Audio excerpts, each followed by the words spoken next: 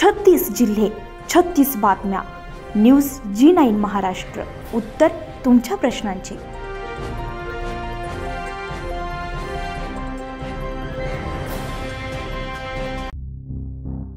सिल्लोड तालुक्यातील अजिंठा येथील सहारा गॅरेजमध्ये एक दुरुस्तीचे काम करत असताना अचानक कारने पेट घेतल्यामुळे भडका उडून गंभीर जखमी झालेला शेख समीर शेख करीम या युवकाचा उपचारादरम्यान शुक्रवारी पहाटे 6:30च्या दरम्यान मृत्यू झालाय. ही घटना मंगळवारी घडली होती. समीर कारच्या दुरुस्तीसाठी गॅरेजमध्ये काम करत असताना कारनं अचानक पेट घेतल्यामुळे तो आगीच्या भडक्यात गंभीररित्या होरपळला होता. तातडीनं त्याला उपचारासाठी औरंगाबाद येथील जिल्हा ग्रामीण रुग्णालय येथे दाखल करण्यात आलं होतं.